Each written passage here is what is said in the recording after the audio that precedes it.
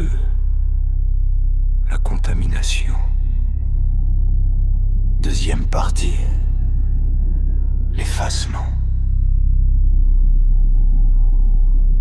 Le lendemain matin, je suis resté longtemps devant sa porte avant de frapper.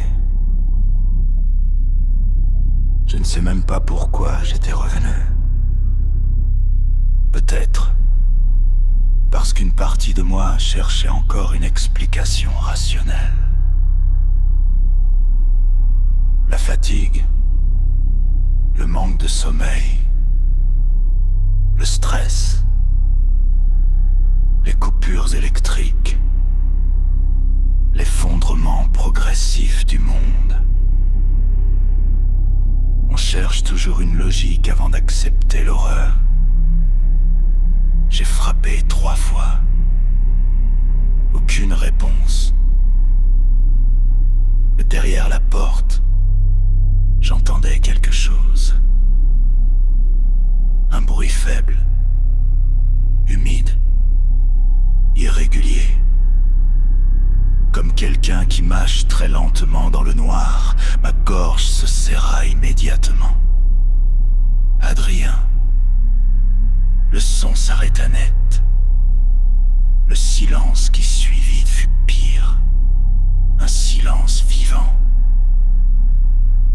Je poussai doucement la porte. Elle n'était pas verrouillée. L'air de l'appartement me frappa au visage. Chaud, confiné, mélangé à une odeur métallique que je ne reconnus pas tout de suite. Les rideaux étaient fermés. La lumière du matin entrait à peine dans la pièce. Le salon semblait vide, mais quelque chose avait changé. Les objets n'étaient plus à leur place. Une chaise tournée vers l'entrée, le cadre photo renversé contre le mur, le tapis légèrement roulé comme si quelqu'un a rampé dessus pendant la nuit. Je sentis immédiatement cette impression étrange. L'appartement ne ressemblait plus à un lieu humain, plutôt à une tanière improvisée par quelque chose qui imitait encore vaguement nos habitudes.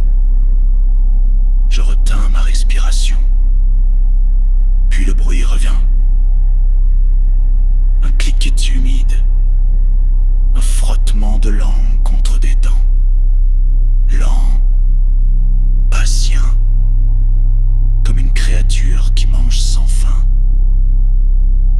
Mon cœur se mit à battre beaucoup trop fort et dans le couloir, quelque chose bougea. D'abord une silhouette. Puis Adrien apparut lentement dans l'obscurité. Et pendant une seconde, je ne le reconnus presque pas. Son corps semblait mal assemblé, pas déformé, réorganisé. Ses épaules trop hautes, sa nuque inclinée. Ses bras pendant comme s'ils étaient devenus plus lourds. Même sa manière de respirer avait changé.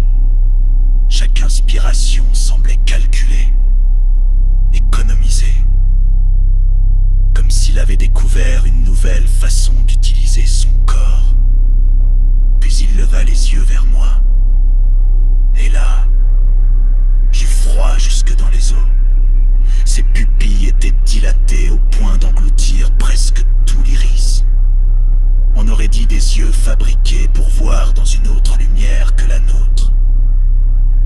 Il me regardait fixement, sans colère, sans surprise, sans joie, comme un organisme qui analyse un mouvement. Puis il parla. Tu entends? Sa voix semblait venir de trop loin, pas seulement de sa gorge, comme si quelque chose parlait à travers lui, avec un léger retard. Je reculai instinctivement, et c'est là que je vis la trace sur son menton.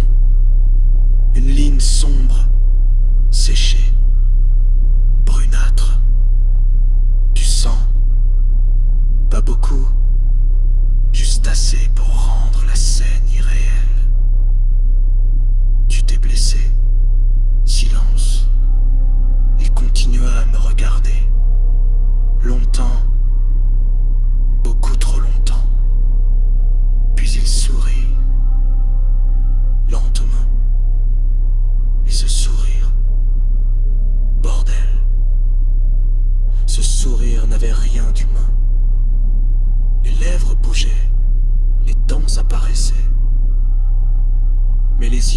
restait totalement mort, aucune émotion derrière l'expression, seulement une imitation, comme si quelque chose avait appris mécaniquement à reproduire un sourire, sans comprendre ce qu'il signifiait.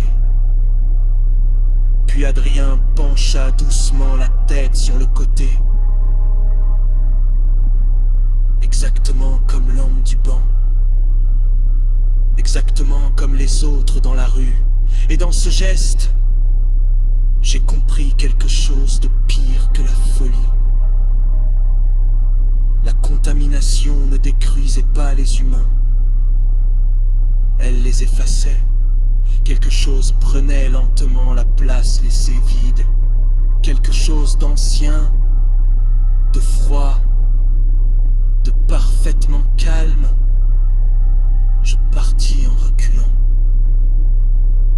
puis je me mis à courir dans l'escalier. Pas parce qu'Adrien m'avait attaqué, pas parce qu'il avait crié, non, je fuyais parce qu'il avait exprimé absolument aucune émotion, même pas celle d'un prédateur. Assis ce soir-là, assis seul dans mon appartement glacé,